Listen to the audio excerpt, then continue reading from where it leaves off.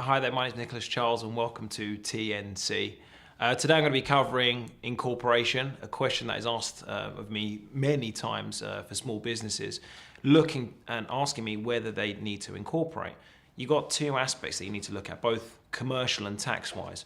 On a commercial perspective, you need to consider who your clients are. A lot of clients that you might be working with may only want to deal with the company. Why? Because they can access your financial information from Companies House. They might expect you to trade as a company because maybe the perception, and it has been the perception, that a company is a more established business and they'll take you more seriously. We'll cover VAT later. I'm not going to touch into that, but in terms of tax, which I'm now going to cover, the magic figure that you need to be looking at, if you're going from sole trader, i.e. trading your own name, to limited company, is, in my opinion, a net profit of £35,000. Once you're looking at net profits of £35,000 plus, you need to be looking at incorporating. The reason why I say this is quite simple. When you're trading as a sole trader, you only get taxed under income tax and national insurance contributions, which is great, but don't forget, once you start hitting the higher rate threshold, which is currently around about £35,000, this does change, by the way, so please ask whoever your accountant is whether you've reached the higher rate tax band. You jump from 20% to 40%. And of course, once you've exceeded £150,000, the government is nice enough to give us another threshold of 50%. And you definitely don't want to be reaching that sort of tax bracket. However, when you're trading as a company, and a lot of people don't appreciate this, a company is a separate legal entity. So a company gets taxed in its own right under corporation tax. And then whatever you take out of your company is also taxed under income tax.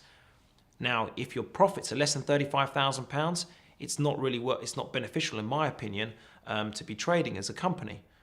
Again, taking into account the commercial factors that I mentioned before, you may not have an option but to trade as a company. You can choose how to extract your money out of a company, which then when the tax planning comes in. Now, extracting money out of a company can only be done in three ways. Wages, again, you have the same issue as an employee, a loan, or a dividend. I'm only going to cover dividends and salary. Now, if you want to take your money out in the most tax efficient manner, you want to be paying yourself a small wage, minimum wage, or even less, because you're not as a director, you're an officer of the company rather than an employee. So you can actually control the amount of wages that you take out of the company. Now, wages are tax allowable, dividends are not. Very clear stipulation there. Now, wages will be taken off from your profits when calculating corporation tax. Corporation tax at the moment is 20%, and anything over that you want to be taking out as a dividend. Dividends are not tax deductible on the company, but if you take out a dividend within the basic rate band, it's actually tax-free. Again, I'll suggest you speak to your accountant for more details, again, depending on your business, and you know your business better than your accountant. But remember to ask the right questions. To incorporate or not to incorporate. Look at the net profit that your business is currently making, have the conversation and be proactive with your accountant. Thank you.